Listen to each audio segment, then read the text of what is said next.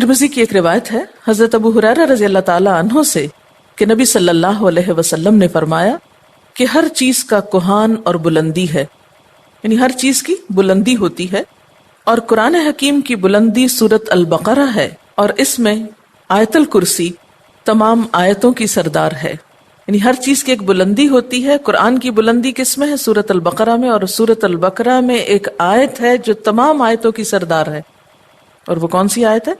आयतुल कुर्सी।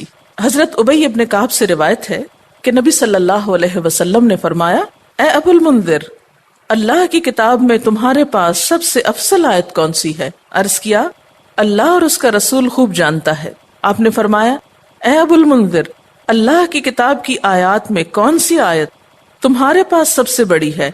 उन्होंने अर्ज किया, अल्लाहु ला इलाहा इल्ला हुवल हय्युल क़य्यूम। तो आप सल्लल्लाहु अलैहि वसल्लम ने मेरे सीने पर हाथ मारा और फरमाया, अबुल मुंजिर, तुम्हें तुम्हारा इल्म मुबारक हो। यानी वाकई ये आयत सबसे बड़ी आयत है। इसके बारे में आता है, जो शख्स हर फर्ज नमाज के बाद आयतुल कुर्सी पढ़ ले उसे जन्नत में जाने से कोई चीज नहीं रोकेगी सिवाय मौत के। इसे इब्ने मरदुया ने रिवायत किया है। अल्लाह ताला ने हजरत मूसा बिन इमरान की तरफ वही की कि हर फर्ज नमाज के बाद आयतुल कुर्सी पढ़ लिया करो। जो शख्स ये करेगा मैं उसे शुक्रगुजार दिल, जिक्र करने वाली जबान दूंगा। इस पर हमेशगी सिर्फ नबियों से होती है, या सिद्दीकों से, या उस बंदे से जिसका दिल मैंने ईमान के लिए आजमा लिया हो, या उसे अपनी राह में शहीद करना चाहता हूँ। यानी इस आयत की पाबंदी हर फर्ज नमाज के बाद अल्लाह के खास बंदों से ही होती है। बस अपने आप को चेक कर लें कि आप उनमें शामिल हैं कि नहीं। क्योंकि हम नमाज में कुछ सोचते रहते हैं, जो ही सलाम फेरते हैं फिर बगैर कुछ सोचे समझे जो सोच रहे होते हैं उसको बयान करने लगते हैं, और ये भूल जाते हैं कि ये वक्त आयतुल कुर्सी पढ़ने का है। लेकिन जब इंसान का दिल अल्लाह की तरफ माइल हो जाता है तो फिर नहीं भूलता। नबी सल्लल्लाहु अलैहि वसल्लम ने यह भी फरमाया कि जिस घर में आयतुल कुर्सी पढ़ी जाए उस घर से शैतान निकल जाता है। इसके बारे में एक रिवायत है जो बुखारी की है, सही हदीस है। हजरत अबू हुरैरा रज़ी अल्लाह ताला अन्हु कहते हैं कि आप सल्लल्लाहु अलैहि वसल्लम ने मुझे सदक़े फितर की हिफाजत पर मुकर्रर किया। फितराना जमा हो रहा था और आपने उसकी हिफाजत के लिए उनको एक तरह से चौकीदारी दी। कोई शख्स आया और गल्ला चोरी करने लगा। मैंने उसे पकड़ लिया और कहा, मैं तुझे रसूल अल्लाह सल्लल्लाहु अलैहि वसल्लम के पास ले जाऊंगा। वो कहने लगा, मैं मोहताज हूँ, अयालदार हूँ, सख्त तकलीफ में हूँ। चुनांचे मैंने उसे छोड़ दिया। जब सुबह हुई तो आपने मुझसे पूछा, अबू हुरैरा, आज रात तुम्हारे कैदी ने क्या कहा था? मैंने कहा, या रसूल अल्लाह सल्लल्लाहु अलैहि वसल्लम, उसने मोहताजी और अयालदारी का शिकवा किया था। मुझे रहम आया तो मैंने उसे छोड़ दिया। आपने फरमाया, ध्यान रखना, वो झूठा है, वो फिर तुम्हारे पास आएगा। चुनांचे अगली रात वो फिर आया और गल्ला उठाने लगा। मैंने उसे पकड़ लिया और कहा, आज तो जरूर मैं तुम्हें नबी सल्लल्लाहु अलैहि वसल्लम के पास ले जाऊंगा। वो कहने लगा, मुझे छोड़ दो, मैं मोहताज हूँ, अयालदार हूँ, आइंदा नहीं आऊंगा। मुझे फिर रहम आ गया और मैंने उसे छोड़ दिया। सुबह हुई तो आप सल्लल्लाहु अलैहि वसल्लम ने मुझसे पूछा, अबू हुरैरा, तुम्हारे कैदी ने क्या किया? मैंने कहा, या रसूल अल्लाह सल्लल्लाहु अलैहि वसल्लम, उसने सख्त मोहताजी और अयालदारी का शिकवा किया। मुझे रहम आ गया तो मैंने उसे छोड़ दिया। आपने फरमाया, ध्यान रखना, वो झूठा है, वो फिर आएगा। चुनांचे तीसरी बार मैं ताक में रहा। वो आया और गल्ला समेटने लगा। मैंने कहा, अब तो मैं तुम्हें जरूर आप सल्लल्लाहु अलैहि वसल्लम के पास ले जाऊंगा। अब ये तीसरी बार है। तू हर बार यही कहता है कि फिर न आऊंगा, मगर फिर आता रहा। उसने कहा, मुझे छोड़ दो, मैं तुम्हें चंद कलमे सिखाता हूँ जो तुम्हें फायदा देंगे। मैंने कहा, वो क्या हैं? कहने लगा, जब तू सोने लगे तो आयतुल कुर्सी पढ़ लिया कर। अल्लाह की तरफ से एक फरिश्ता तेरा निगहबान होगा और सुबह तक शैतान तेरे पास न आएगा। सुबह हुई तो आप सल्लल्लाहु अलैहि वसल्लम ने मुझसे पूछा, तेरे कैदी ने आज रात क्या किया? मैंने आप सल्लल्लाहु अलैहि वसल्लम को सारी बात बतला दी।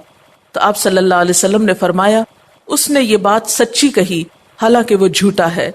फिर आपने मुझसे कहा, अबू हुरैरा, जानते हो 3 रातों से कौन तुम्हारे पास आता रहा है? मैंने कहा, नहीं। आप सल्लल्लाहु अलैहि वसल्लम ने फरमाया, वो शैतान था जो इंसानी शक्ल में आ रहा था। अच्छा, आपने देखा होगा कि बाज लोग इस बात की शिकायत करते हैं कि उनके पैसे लॉकर में से और ताले में से चोरी हो जाते हैं। एक ऐसी जगह से उनके पैसे चुराए जाते हैं कि जिसकी चाबी उनके सिवा किसी और के पास नहीं। ये भी एहतमाल हो सकता है कि इसी किस्म का कोई शैतान आकर ऐसी हरकत करता हो। تو اس کا حل یہی ہے کہ انسان سونے سے پہلے آیت الکرسی پڑھ کر چاروں طرف پھونک مارے تو پھر حفاظت ہو جاتی. آپ گھر سے نکلنے لگے یا ایسے اپنے لاکر کو لاک کرنے لگے تو آیت الکرسی پڑھ کر اس پر پھونک مار دے تو اللہ تعالیٰ ایک چوکیدار مقرر کر دیں گے، ایک فرشتے کو، پھر کوئی نہیں چرا سکے گا اس کو. تو بہرحال آیت الکرسی جو ہے یہ بہت ہی فضیلت والی آیت ہے. چلیے اب دیکھتے ہیں کہ اس آیت میں ہے کیا. اللہ لا الہ الا ہو، اللہ تعالیٰ اس کے سوا کوئی الہ نہیں. الہ کون ہوتا ہے؟ اس کا معنی عام طور پر معبود کیا جاتا ہے، لیکن بنیادی طور پر الہ کا معنی ہوتا ہے خالق، رازق، مالک، حاجت روا، مشکل کشا، عبادت کے لائق. ظاہر ہے جس نے پیدا کیا، جو روزی دیتا ہے، وہی مالک ہونے کا حقدار ہے. پھر جو ہماری حاجتیں پوری کرتا ہے، جو ہماری مشکلیں آسان کرتا ہے، وہی اس لائق ہے کہ ہم اس کی عبادت بھی کریں. تو اللہ لا الہ الا ہو، اللہ تعالیٰ وہی عبادت کے لائق ہے. الحی القیوم، زندہ ہے، قائم رہنے والا ہے، دوسروں کو قائم رکھنے والا ہے. لا تأخذہ سنۃ ولا نوم، نہ اس کو اونگ آتی ہے اور نہ نیند آتی ہے. لہ ما فی السماوات وما فی الارض، اسی کے لیے ہے جو آسمانوں میں ہے اور جو زمین میں. من ذا الذی یشفع عندہ الا باذنہ، کون ہے جو اس کے پاس سفارش کر سکے مگر اسی کے اذن سے. یعلم ما بین ایدیہم وما خلفہم، وہ جانتا ہے جو ان کے آگے ہے اور جو ان کے پیچھے ہے.